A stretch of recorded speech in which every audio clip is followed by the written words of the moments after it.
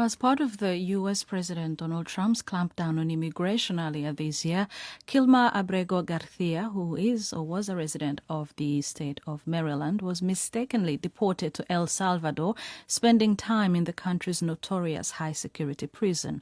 A U.S. court rejected the immigration authorities' accusations that he was a gang member, and he was eventually returned back to the U.S. in June. Now he's been charged with human smuggling, which he denies, and is facing deportation to Uganda. His attorneys say that the Trump administration is punishing him for refusing a plea deal. We earlier spoke to a legal expert, Akwa Aboje, speaking to me from Virginia in the U.S.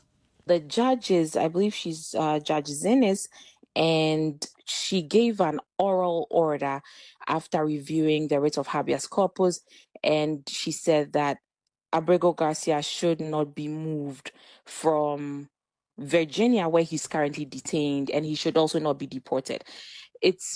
I found it quite interesting when I viewed it, because this administration, what they've done is to, once people are detained in certain parts of the country, they will then move them to remote parts of the United States, or certain parts that they have selected or that they find to be favorable to them. And so Louisiana has been a favorite of this government because it's located in the Fifth Circuit. And so where there's an appeal, it's going to go before judges who are more conservative and who will defer towards the government and will give favorable adjudications towards the government. So the judge made sure that ICE understood that they could not move him to any other detention facility.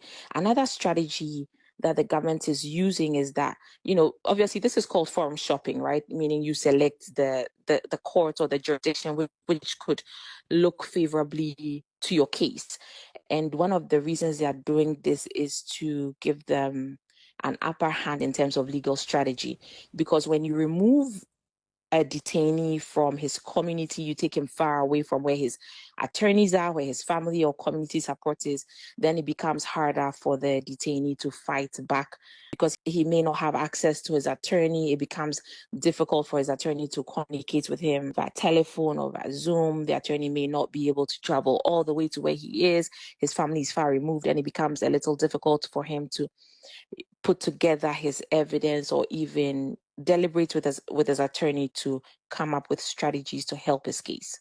What is it about this case that just doesn't seem that it can be solved? It's just really complex. It's just one thing after the other. The Trump administration, or the Department of Justice, admitted that this entire deportation was an error. And then they fired him for saying that. Then they said it was not an error. They said they could not bring him back, even after the Supreme Court said this was very lawless. Can you facilitate this man's deportation? He should have never been sent to El Salvador.